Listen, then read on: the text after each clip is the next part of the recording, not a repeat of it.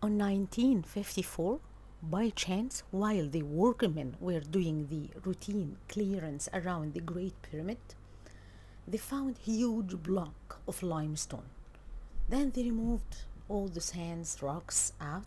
Then they found like a pit covered by 41 large and huge limestone blocks. Each one weighed about 16 tons. Then they made a small hole. They used the reflection of the sun by a small mirror to check what's inside. Was a big surprise, was a big moment. That was the solar boat. So to get the stuff outside was not easy, was very dangerous, gonna badly affect the contents inside. So they start to replace each block, each limestone one with wooden one. And they bring crane to lift those blocks up to be easy to get the stuff inside. So what they found inside, they found a big pit having 1,224 pieces made out of cedar wood. Cedar wood coming from Lebanon. It means with the big expeditions and commercial between Egypt and Lebanon.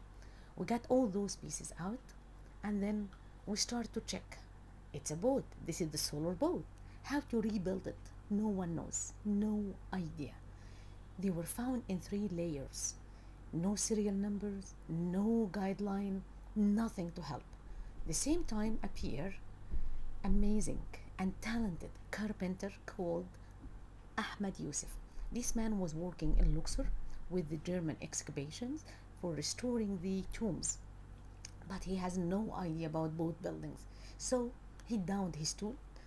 He took the overnight train, arrived to Cairo, came and said, "Show me this pit." This is the pit. This is the one where the boat was found.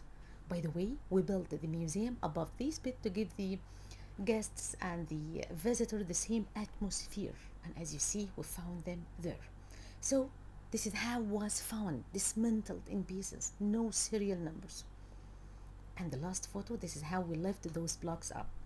Anyhow, he spent 10 years to discover, to find out how this boat was built.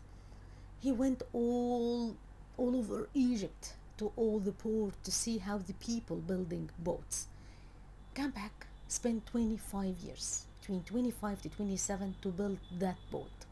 He was a genius. He used some tiny tools to build many other boats in different scales until he found out how that boat was built.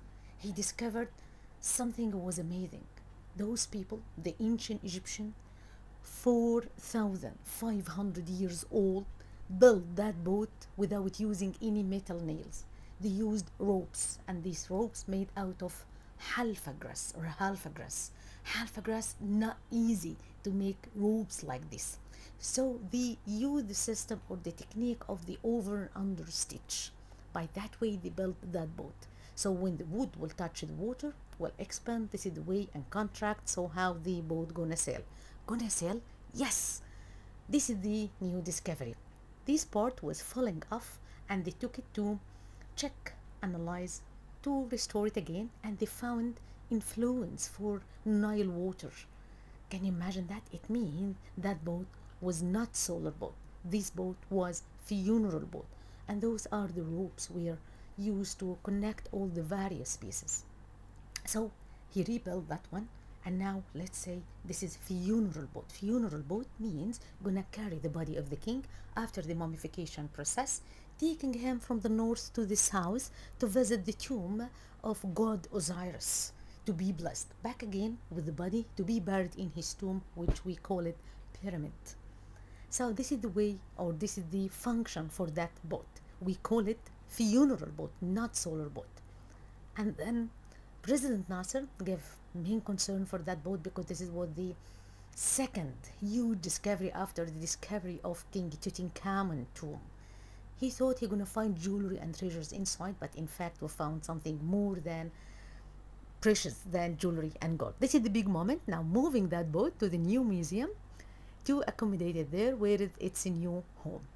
Hope to come in Egypt to visit this boat over there, the funeral boat, which is known by mistake as solar boat.